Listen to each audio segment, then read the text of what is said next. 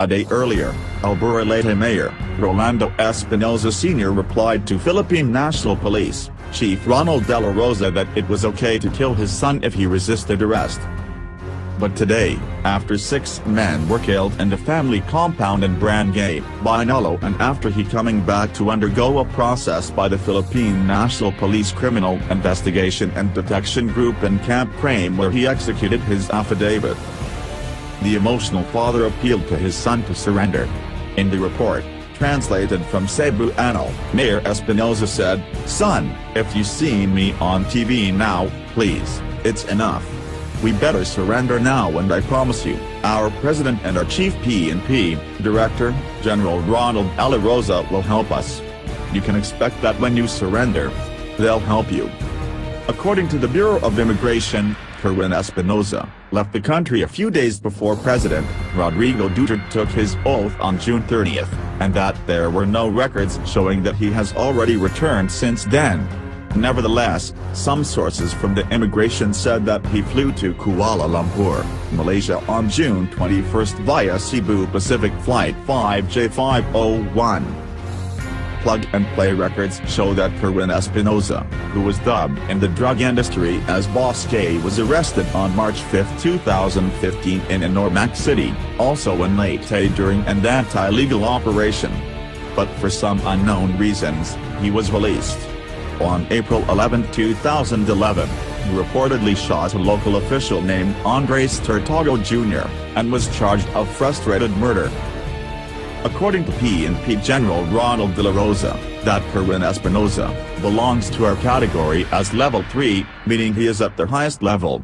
This means that he operates big time, and as far as the police provincial director said, the Espinoza family operates the illegal drug trade as a family enterprise. Leyte Police Director Senior Superintendent Frank Simborio said, referring to Kerwin, whose other siblings allegedly acted as collectors. Meanwhile, Mayor Espinoza categorically denied that he is drug lord protector, and that he used drug money in his recent election campaign.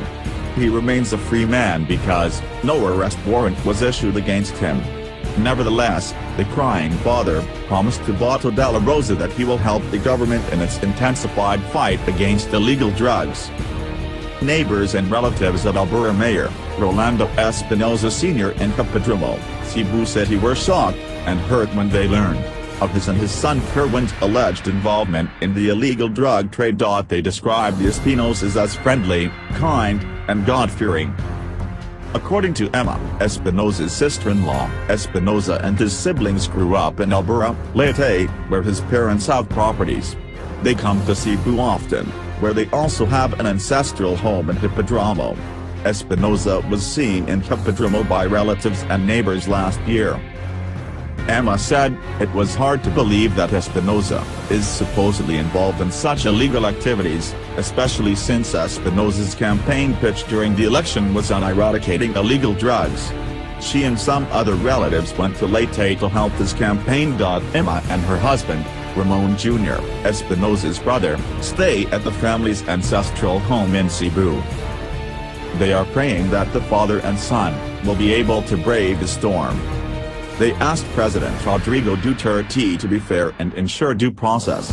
They believe that the accusations against the Espinozas are all politically motivated. "Mr. President, we are both Visayan, please be fair and just wanted everyone and would take it all to due process please.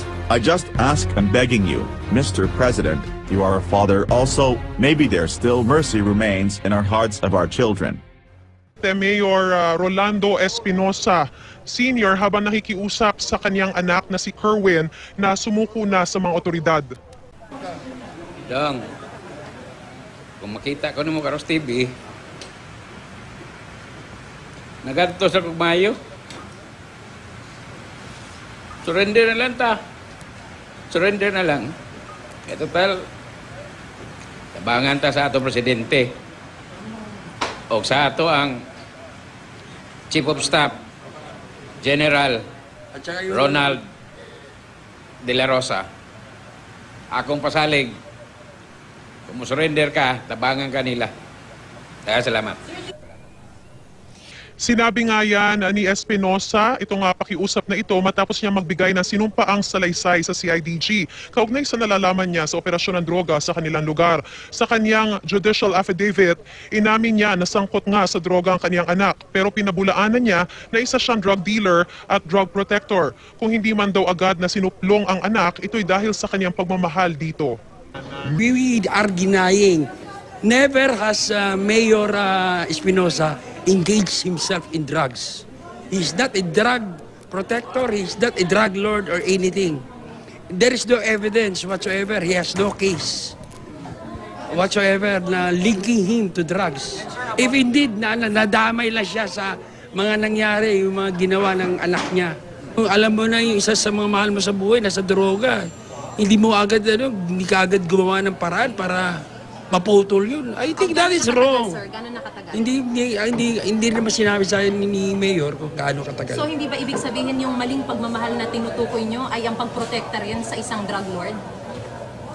Alam mo, hindi naman siya hindi naman pinoprotekta si Hindi lang siya kumikibo.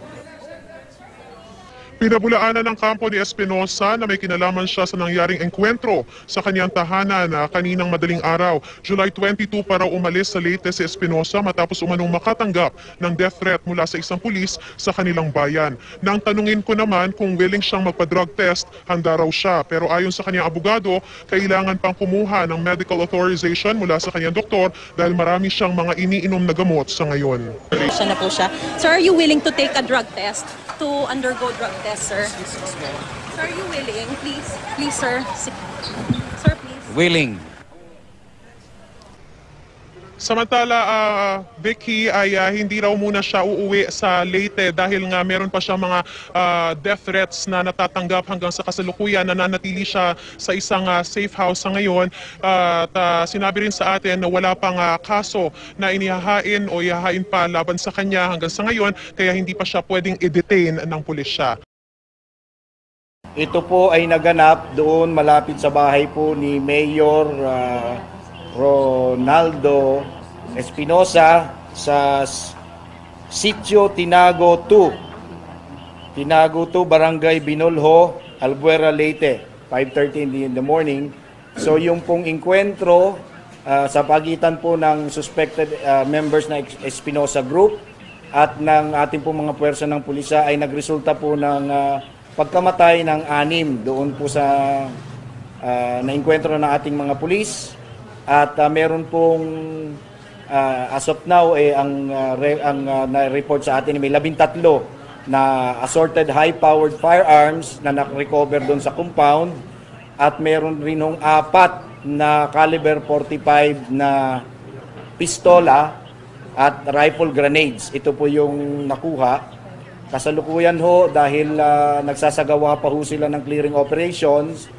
At immediately nung na-report po itong inkwentro na to, ay pumunta po yung ating Regional Director ng Region 8, Police Chief Superintendent Elmer Beltehar, the site, to supervise the ongoing clearing operation and the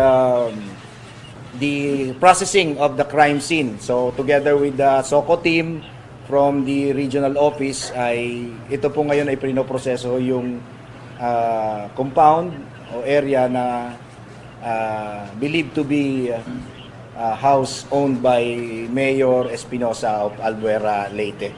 So, with this report this morning, yung sa hiling din po, we also ask kung ito bang mga baril na ito ay pag-aari nung may-ari nung compound, nung bahay sa kay Mayor Rolando Rosal Espinosa.